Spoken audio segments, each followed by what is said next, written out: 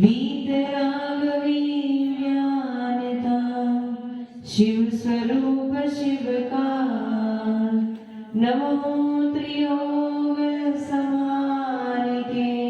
जुड़ बस परमेश्वर भगवान की, देवादि देवादिनाथ भगवान की, अंतिम शास्त्रपति महावीर स्वामी भगवान की, परम पूज्य गुरुदेव श्री आदि सागर महावीर जी विमल सागर सन्मति सागर जी महाराज की, परम पूज्य गुरुदेव श्री सुंदर सागर जी महाराज की, द्वादशांग जिनवाणी माता की, बोलिए समस्त आचार्य संघ की।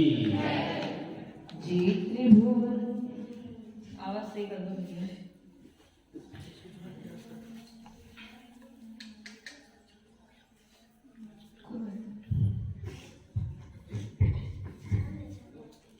जी त्रिभुवन में जीव अनंत सुख चाहे दुख ते भयवन ताते दुख हारी सुख कार कहे सीख गुरु करुणा ताहि सुनो भवि मन तिर आन जो चाहो अपनो कल्याण मोह महामद पियो अनादि भूले आपको भरमतवान तास भ्रमण की है बहु कथा पे कछु कहो कहे मुनि यथा काल अनंत निगोद मजान बीत्यो एकेंद्रिय तन धाम एक श्वास में अट 10 बार जन्यो मरो वरो दुख बार निसिनि जन पाप भयो पवन प्रत्येक वनस्पति भयो दुर्लभ लहि जो चिंतामणि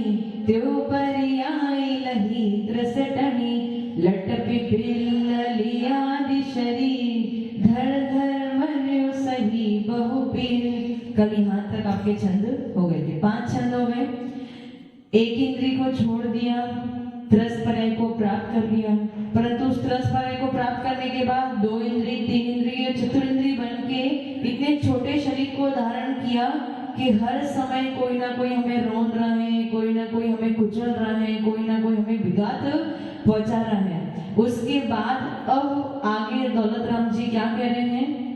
वो कह रहे हैं कबहु पंचेंद्रिय पशु भयो मन बिन निपट अज्ञानी थयो सिंहादिक सेनी हवे क्रूर निबल पशु हति खाए भूर। कल अपनी चतुरिंद्रिय तक की बात हो गई थी कि चतुरिंद्रिय में क्या बन गए? भौरा आदि बन गए। उसके बाद कह रहे हैं कबहु पंचेंद्रिय पशु भयो। कब अब आप क्या बन गए? पंचेंद्रिय पशु बन गए। पशु यानी तिर्यंच। कबहु पंचेंद्रिय, 5 इंद्रिय की प्राप्ति तो हो गई, पशु तिर्यंच बन गए। मन बिना निपट अज्ञानी थयो।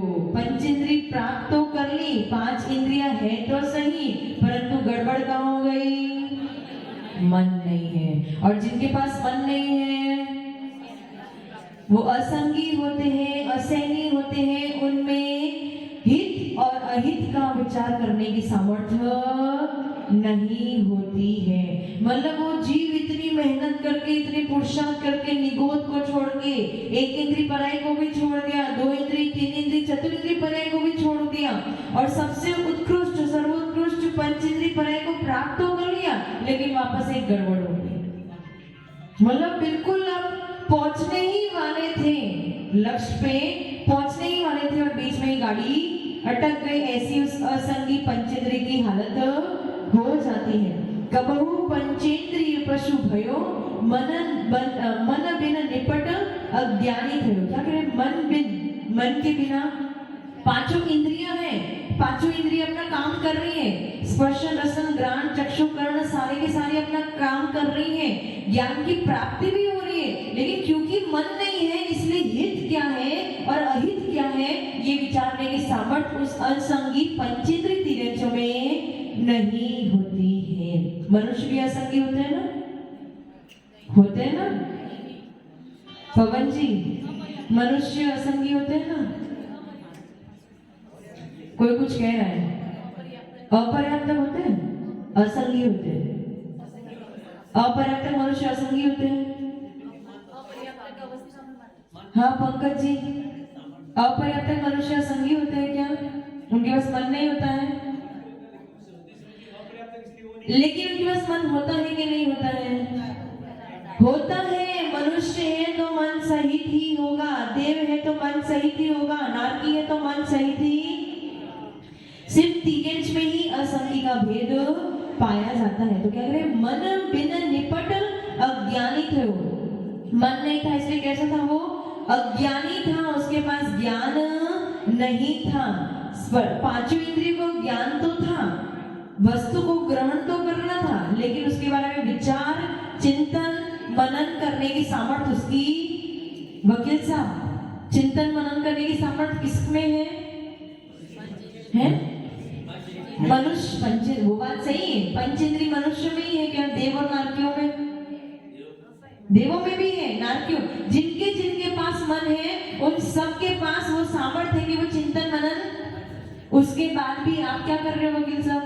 घर पे जाके ये छड़ा आप सुनते हो यहाँ पे आधा घंटा, उसके बाद घर पे जाके क्या करते हो? अनेक समस्याएं हैं, उसके बारे में चिंतन मनन करते हो, लेकिन वो समस्या का हल जो इस छड़ाला में छिपा है उसके बारे में चिंतन मनन आप, वकील साहब, समस्याओं का चिंतन मनन करते हो। यदि इसका चिंतन मनन कर दोगे तो वो सारी समस्याओं का हल अपने आप आपको मिल जाएगा। ठीक है, तो चिंतन मनन करने की सामर्थ्य किसकी है? जिसके पास मन है उनकी ही है। इसीलिए यहाँ पे दौलत राम जी कह रहे हैं मन बिन निपट अज्ञानी थयो, यानी असंगी जीव कैसे होते हैं? अज्ञानी होते हैं। ज्ञान होने के बावजूद अज्ञानी होते हैं, क्योंकि वो ज्ञान का उपयोग। मेरा एक क्वेश्चन है। पूछो। अपर्याप्त जीव जो होते हैं उनके पास मन होता है, आप ऐसा बता रहे हैं? अपर्याप्त जीव सबके पास मन है? नहीं, जो मनुष्य अपर्याप्त मनुष्य है उनके पास मन होता है, तो पर्याप्तियां पूरी नहीं हुई तो मन पर्याप्ति कैसे पूरी होगी? उनके पास कर्म का उदय होता है, 9 इंद्रिय वर्ण कर्म का उदय होता है। पर्याप्ति पूर्ण ना होने के बावजूद उस कर्म की वजह से उनको संगी ही माना जाएगा। तो पर्याप्त नहीं है फिर भी वो संगी है। अच्छा, इंद्रिय पर्याप्ति पूर्ण होती है, जिसकी पर्याप्तक नहीं है वो नहीं। कोई 2 इंद्रिय जीव है, अपर्याप्तक है, उसकी कौन सी पर्याप्ति पूर्ण होगी? 2 इंद्रिय जीव है तो अपर्याप्तक 2 इंद्रिय जीव है, उसकी कौन सी पर्याप्ति पूर्ण होगी? अभी तो चल रही ना उसकी पर्याप्ति। होगी कि नहीं होगी? होगी। अपर्याप्तक जीव की पर्याप्ति पूर्ण होगी क्या? नहीं, अपर्याप्त की नहीं होगी। हाँ, तो शरीर पर्याप्ति पूर्ण हुई क्या उसकी? नहीं। उसके बाद शरीर है, शरीर पर्याप्ति पूर्ण हुई? नहीं। शरीर है, बताओ है कि नहीं है? शरीर तो है। हाँ, इंद्रिय पर्याप्ति पूर्ण हुई?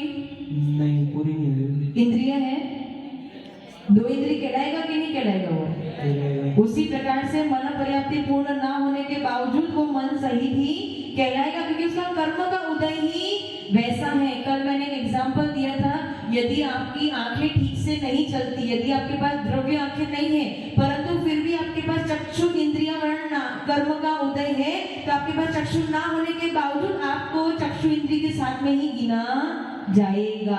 ये हमारे द्रव्य की तकलीफ है, शरीर की तकलीफ है कि वो चक्षु इंद्रिय पूर्ण नहीं हुई। समझ में आया? उमंग में समझ में आया? तो अपनी क्या बात चल रही थी? मन बिन निपट अज्ञानी थयो। अज्ञानी, उसके पास ज्ञान नहीं है क्या? जो पंचेंद्रिय असंगी है उनके पास ज्ञान नहीं होगा? ज्ञान होगा। कौन सा ज्ञान होगा उनके पास? मध्य ज्ञान और शुद्ध ज्ञान। फिर भी अज्ञानी क्यों बोल दिया उनको? जैसे कोई संतान, कोई पुत्र है, लेकिन वो पुत्र का कार्य नहीं करता है, अपने माता पिता को छोड़ देता है, या माता पिता का अपमान करता है, या माता पिता की जो संपत्ति उसे ऐसे ही क्या बोलते हैं, उसे ऐसे ही उपयोग कर देता है, तो फिर वो क्या कहलाएगा? अपुत्र ही कहलाएगा। वो पुत्र है ही नहीं। पुत्र कौन होता है? जो सुपुत्र होता है, जो माता पिता की सेवा करता है, उसे पुत्र कहते हैं। बाकी सब अपुत्र अथवा कुपुत्र की श्रेणी में आते हैं। उसी प्रकार से जो पंचेंद्रिय असंगी के पास जो ज्ञान है, वो ज्ञान होने के बावजूद ज्ञान का काम करता नहीं। ज्ञान का काम क्या है राजू जी? ज्ञान का काम क्या है? नहीं, जानना नहीं, ज्ञान का काम क्या है? सोचना समझना तो वो दूसरी बात है। ज्ञान का काम क्या है? ज्ञान का काम, ज्ञान के द्वारा आपको फल क्या प्राप्त होगा? जितना ज्ञान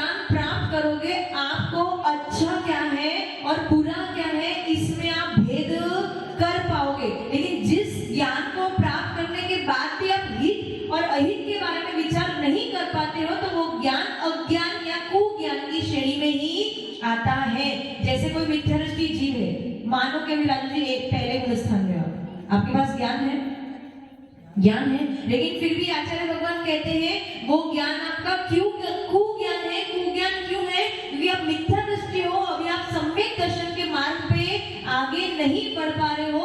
इसलिए जितना ज्ञान हो, भले आप कितना साइंटिस्ट भी बन जाना, कुछ भी बन जाना, लेकिन फिर भी आप कुज्ञानी ही कहलाओगे।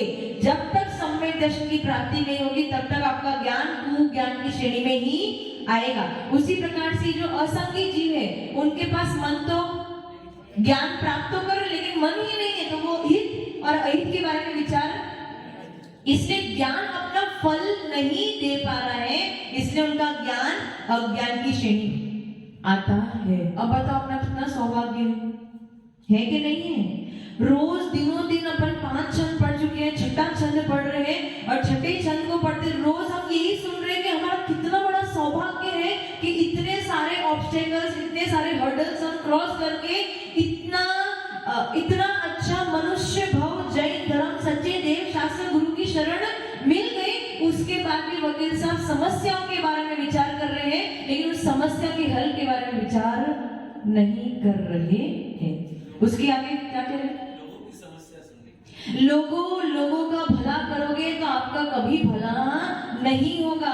पहले अपने स्वयं का भला करो, आपको देख देख के लोग अपना भला स्वयं कर लेंगे। ऐसा नहीं करना, लोगों का भला करने में अपना जीवन ही डुबा दिया तो तुमने क्या जिया? वकील साहब, लोगों का भला करने में आपको नरक में जाना पड़े, ऐसा काम क्यों करना? ऐसा काम करो कि हम तो स्वर्ग में जाएं और 2-3 को साथ में लेके जाएं। समझ में है? आगे, सिंहादिक सैनी हवे क्रूर, सिंहादिक सैनी हवे क्रूर। अब क्या करें? चलो पंचेंद्रिय असंगी जीव भी छोड़ो, अब आप क्या बन गए? संगी बन गए। पंचेंद्रिय तीर्यन संगी, मन तो मिल गया, लेकिन क्या बन गए? सिंह आदि क्रूर पशु बन गए, जो हिंसा में हमेशा तत्पर रहते हैं। उनको क्या खाना है? हिंसक वस्तु ही खाना है, उन्हें अभक्ष्य ही खाना है। तो सिंहादिक सैनी हवे क्रूर, सिंहादिक यानी सिंह आदि, सैनी यानी संगी, हवे क्रूर प्राणी हम बन गए। निबल पशु हति खाए भूर, और निबल यानी जिनके पास बल नहीं है, जो बलवान नहीं है, जो कमजोर है, ऐसे पशु को खा लिया, भरपूर खाया उनको। क्या बन के? मन मिल गया है। सिंह के पास भी मन तो, लेकिन फिर भी क्या कर रहा है? हिंसक वस्तु में अपने मन को लगा रहा है। उसकी मन की रुचि कहाँ जा रही है? उस हिंसक भोजन में ही उसकी रुचि, मतलब मन मिल गया तो भी मन अपना काम नहीं कर रहा है। क्रूर पशु बन गए। कौन बन गए? कौन? सिंह नहीं, सिंह तो सिंह है ही। कौन बन गया? सिंह कौन बन गया? कौन बन गया सिंह? पवन जी, कौन बन गया सिंह? सिंह तो ऑलरेडी पशु है ही, सिंह बना कौन? आप सभी बन के आए हो। कहानी कथा आपकी ही चल रही है। एक इंद्री बने थे, निगोद भाव को छोड़ दिया, फिर पृथ्वी जल अग्नि वायु वनस्पति बन गए। वो भी चलो सौभाग्य से छूट गया तो क्या बन गए? 2 इंद्री, 3 इंद्री, चतुरिंद्री बन गए। चलो वो भी सौभाग्य से छूट गया तो क्या बन गए? पंचेंद्री बन तो गए, लेकिन असंगी धीरज बन गए। चलो वो भी सौभाग्य से छूट गया तो क्या बन गए? पंचेंद्री संगी तो बन गए, लेकिन सिंह आदि क्रूर पशु बन गए, जो हमेशा हिंसा में ही रचे पचे रहते हैं। ऐसा मत समझना कि पूरे दिन भर वो हिंसक वस्तु खाते रहते हैं। खाते नहीं है, पूरे दिन भर नहीं खाते। उनको जब भूख लगती तभी खाते हैं। वो उनको जब भूख लगती है तभी खाते हैं। कुत्ते जो होते हैं ना, जो श्वान होते हैं, वो क्या करते हैं? बिना कारण भी भौंकते। लेकिन शेर ऐसे नहीं होते, शेर समझदार होते हैं। उनको जब भूख लगती तभी वो हिंसा करते हैं, परंतु उनके मन में वो हिंसा के भाव हर समय ही चलते रहते हैं। हिंसा कुछ समय के लिए करते रहेंगे, लेकिन वो हिंसा के भाव, वो कषाय, वो गुस्सा, क्रोध, लोभ, वो हर समय उनके मन में चलता रहता है। इसलिए हर क्षण वो पाप कमाते हैं। वो यानी कौन? वो यानी आप। कौन? आप। किसी को प्रश्न पूछना है? ये आपका छठा छंद पूरा हो गया। हाँ पंकज जी।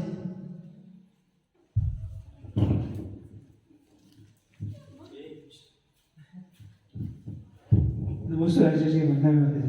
मेरा प्रश्न ये है कि सहनी पंचेंद्रिय में कौन से जीव आते हैं? पशु वगैरह, मतलब जो कौन से पशु आते हैं? मन वाले गाय, भैंस, घोड़े, बैल सब संगी है।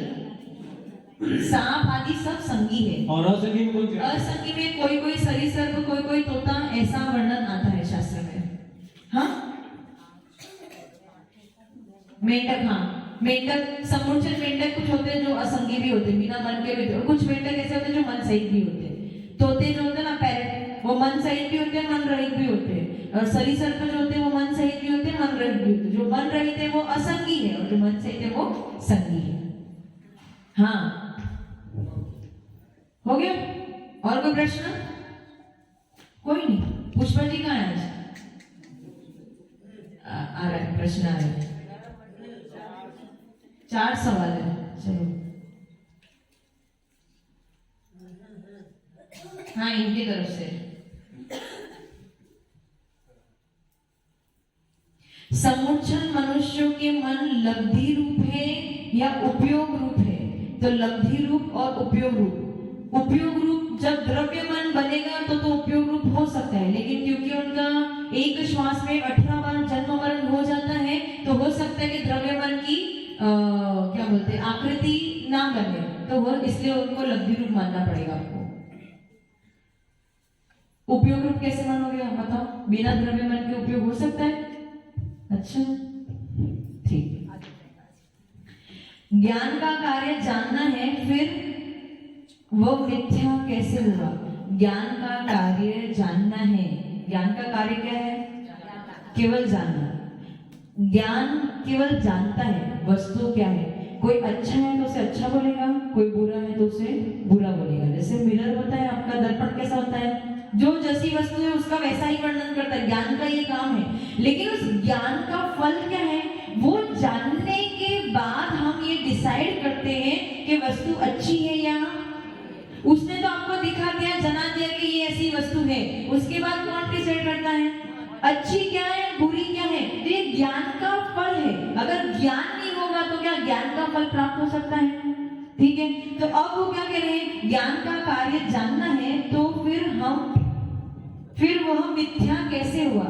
यदि आपकी श्रद्धा मिथ्या है तो आपका ज्ञान भी मिथ्या, क्योंकि जैसा आपका विश्वास है, जैसी आपकी श्रद्धा है, उस श्रद्धा के साथ आपका ज्ञान मिश्रित हो जाता है। और जब कुश्रद्धा या मिथ्या श्रद्धा के साथ ज्ञान मिश्रित हो जाता है तो वो ज्ञान भी कुज्ञान हो जाता है। और जब आपकी समीचीन श्रद्धा के साथ में ज्ञान मिश्रित होता है तो वही ज्ञान सुज्ञान होता है। मतलब मति ज्ञान मिथ्या दृष्टि के पास भी है और मति ज्ञान सम्यक दृष्टि के पास भी है, लेकिन जिसकी श्रद्धा सच्ची है उसका ज्ञान कैसा हो जाएगा? सुज्ञान हो जाएगा। और जिसकी श्रद्धा गलत है उसका ज्ञान कैसा हो जाएगा? हनुमान कौन थे? वो आप कहते हो, वो क्या कहते हैं? वो आप कहते हो, वो क्या कहते हैं? वानर। हम भी कहते हैं वानर वंश थे। तो हमारी श्रद्धा क्या कह रही है? हमारा ज्ञान कह रहा है वो वानर वंश थे। वो क्या मानते हैं? वानर थे। तो उनके पास भी ज्ञान है, हमारे पास भी ज्ञान है, लेकिन उनकी श्रद्धा गलत है, वो वानर नहीं थे, इसलिए उनका ज्ञान क्या हो गया? कुज्ञान हो गया। और हमारा ज्ञान क्या हो गया? समझ में आया तुम्हें? वानर वंशी थे, वानर गड़बड़ इधर हो गई, श्रद्धा में गड़बड़ हो गई, ज्ञान में गड़बड़ नहीं हुई। गड़बड़ क्या हुई? श्रद्धा में, जो उन्होंने बात को मान लिया उसमें गड़बड़ हो गई, इसलिए उनका ज्ञान गलत ज्ञान हो गया। समुच्चय मनुष्य के पास दोनों ही मन है या एक है? समुच्चय मनुष्य के पास दोनों ही मन है या एक है? तो यदि द्रव्य मन की क्या बोलते रचना हो जाएगी तो उनके पास दोनों ही मन होंगे, क्योंकि उसके पीछे कारण मैं आपको बताती हूँ कि पर्याप्ति पूर्ण होने को अंतर्मुख लगता है, ठीक है, और इनकी एक भी पर्याप्ति पूर्ण नहीं होती। जो समुच्चय अपर्याप्त मनुष्य होते हैं उनकी एक भी पर्याप्ति पूर्ण। और अपन जैसे मैंने आपको बताया था, जब बच्चा गर्भ में आता है तो पहले क्या होता है? पिंड होता है, ठीक है। अब पिंड में धीरे धीरे उसकी शरीर का मतलब वो शरीर विकसित होगा, उसके बाद धीरे धीरे उसकी इंद्रिय बनेगी, तब जाके अंदर के वो बॉडी पार्ट्स वगैरह बनेंगे। तो यहाँ पे उसके पास वो समय ही नहीं है कि वो इतना कर सके उसके पहले इसका मरण हो जाता है, लेकिन कर्म का उदय जरूर है। कबहु पंचेंद्रिय पशु भयो, इस शब्द का अभिप्राय क्या है? कबहु कबहु कबहु यानी कभी कभी पंचेंद्रिय पशु बन तो गया। कबहु पंचेंद्रिय पशु भयो, इस शब्द का अभिप्राय ये है कि कभी कभी पंचेंद्रिय तीयंच बन गए। यहाँ पे वो दुर्लभता बता रहे हैं कि एक इंद्रिय, दो इंद्रिय, तीन इंद्रिय, चतुरिंद्रिय, इस पर्याय को छोड़ के कभी सौभाग्यवश कबहु पंचेंद्रिय पशु बन गए।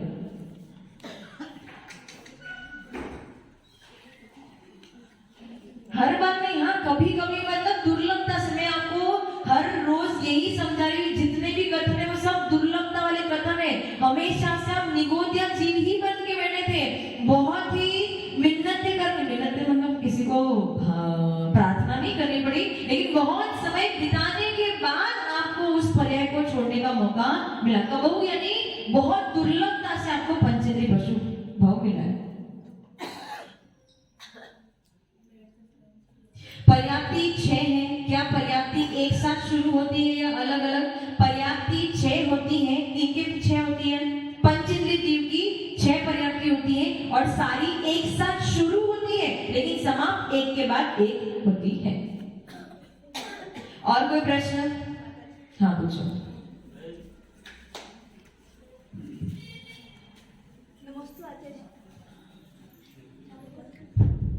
नमस्ते आचार्य श्री वंदन माता जी। निगोदिया जीव होता है वो एक श्वास में 18 बार जन्म मरण करता है। सारे निगोदिया जीव नहीं, अपर्याप्त निगोदिया जीव।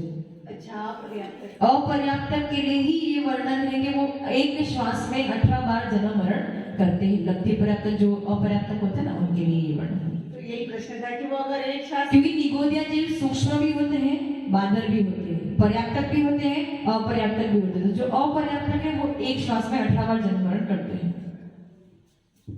और कोई प्रश्न? आशीष जी कोई प्रश्न? कोई नहीं, सब कुछ समझ में आ गया, इजी था। कौन? वो वाले आशीष जी, आप तो आते ही कहाँ हैं। ठीक है, इतना समझ में आ गया। आनंद आंटी समरी आया है कौन? अपर्याप्त से क्या अभिप्राय है? किसने किसने कर्म सिद्धांत की क्लास पढ़ी थी? नहीं पढ़ी तो हाथ बताओ। अपर्याप्त मैंने बताया ना, अपर्याप्त नाम कर्म के उदय के कारण। नहीं आता उनको, मुझे पता ना, उत्तर नहीं आएगा एक को भी। अपर्याप्त नाम कर्म के उदय के कारण जिनकी पर्याप्तियां पूर्ण नहीं होती है। पर्याप्ति का अर्थ मैंने बताया था, शक्ति की पूर्णता। आहार पर्याप्ति यानी जो आहार ग्रहण किया है उसको रस और खल भाग में जो परिवर्तित करने की शक्ति जो है वो क्या है? आहार पर्याप्ति। फिर वो रस और खल भाग जो है वो किसमें बनेगा? रुधिर और कठिन अवयव में जो होगा वो शरीर पर्याप्ति। ऐसी ये जो शक्ति की पूर्णता है, पहले से तो शरीर मिलता नहीं है। बहुत अच्छे से मैंने समझाया था कि जब जीव गर्भ में आता है तो केवल एक भूतगल पिंड होता है, शरीर भी विकसित नहीं होता है। सबसे पहले वो अपनी शक्तियां पूर्ण करता है कि जो मैं आहार ग्रहण करूंगा उसका क्या बनेगा? रस और खल भाग बनेगा। पूरा मैकेनिज्म तैयार करता है। रस और खल भाग का आगे क्या होगा? रुधिर और कठिन अवयव बनेंगे। उसके बाद आगे क्या बनेगा? इंद्रियां बनेंगी। उसके बाद आगे क्या बनेगा? श्वासोश्वास उसका चलेगा। उसके बाद आगे क्या होगा? भाषा पर्याप्ति, यानी जो भाषा वर्णा उसने ग्रहण करे उसके द्वारा शब्दों का वो बोलेगा। और मन पर्याप्ति, जो मनोवर्णा ग्रहण करिए उससे मन की रचना होगी। तो ये केवल शक्ति की पूर्णता है। तो जो अपर्याप्त है वो शक्ति की पूर्णता नहीं कर सकता, और क्योंकि शक्ति की पूर्णता नहीं कर सकता इसलिए वो एक श्वास में 18 बार जन्मा मरा। पर्याप्ति पूर्ण नहीं होती इसलिए उसको जन्म मरण होता है। शरीर पर्याप्ति पूर्ण होने के बाद जीव पर्याप्त कहलाता है। समझ में आया? ठीक है, और कोई प्रश्न? ऐसे कुछ अच्छे प्रश्न पूछो, अच्छी पूछे आपकी तरफ से। पता ही नहीं है मैं, ऐसा बोल रहा हूँ। चलो ठीक है। और कल तो आपकी क्लास की छुट्टी नहीं है, संडे है कल। मेरी छुट्टी, आपकी छुट्टी हो है ना? चलो एक बार सरस्वती माता के चरणों में वंदन करेंगे, नमन करेंगे। ओम ह्रीं वाग